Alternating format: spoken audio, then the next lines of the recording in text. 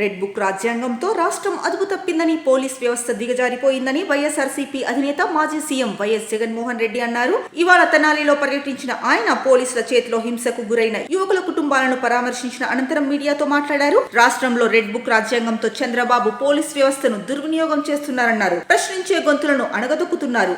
మాజీ మంత్రులు వైఎస్ఆర్సీపీ కార్యకర్తలపై కేసులు పెడుతున్నారు. రెడ్ బుక్ తో వేధించి హింసిస్తున్నారు. పోలీస్ వ్యవస్థ వికృత రూపానికి తెనాలి ఘటనే సాక్ష్యమన్నారు. తెనాలి పోలీసుల చేతిలో దళితులు, మైనారిటీ 3 పిల్లలు దెబ్బలు తిన్నారు. రాకేష్ హైదరాబాద్ లో జొమాటోలో డెలివరీ బాయ్ గా పనిచేస్తున్నాడు. ఆ యువకుడు తెనాలిలోనే ఉండడం లేదు. పాత కేసులో వాయిదా కోసం తెనాలికి వచ్చాడు. రాకేష్ ను చూడడానికి అతని స్నేహితులు వచ్చారు. వాళ్ళు కూడా మంగళగిరి నుంచి వచ్చారు. John Victor junior advocate, bar council లో సభ్యత్వం కూడా ఉంది.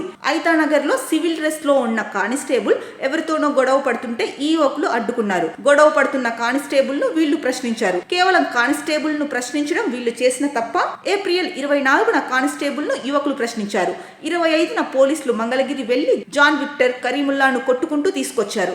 తెనాలి పిఎస్ లో కూడా పడేసి కొట్టారు. ఏప్రిల్ 26న ఐతానగర్ నడి రోడ్డు మీద పడేసి 3 చితకబాదారు. కొట్టొద్దని వేడుకున్నా పోలీసులు వదల్లేదు.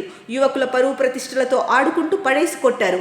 విక్టర్ జేబులో కత్తి పోలీసులే పెట్టారు. ఈ వ్యవహారంలో తెనాలి 2 టౌన్ సిఐ, మరో పిఎస్ సిఐ కూడా ఉన్నారు.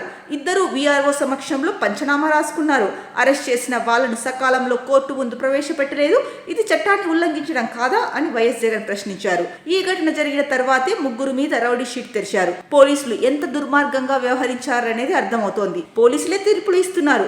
జరుగుతున్నది అన్యాయం అని తెలిసి కూడా ఎల్లో మీడియా బ్యాచ్ దారుణంగా కథనాలు ఇచ్చింది.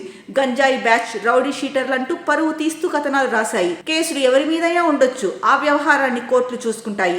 చంద్రబాబుపై 24 కేసులున్నాయని నడి రోడ్డు మీదకు తీసుకొచ్చి తన్నడం ధర్మమేనా? పోలీసుల చట్టాన్ని ఉల్లంఘిస్తారా? ఇలా చేసే నైతికత పోలీసులకు ఉందా? ఇది ధర్మమేనా? పరువు ప్రతిష్టలు తీసే హక్కు పోలీసులకు ఉందా?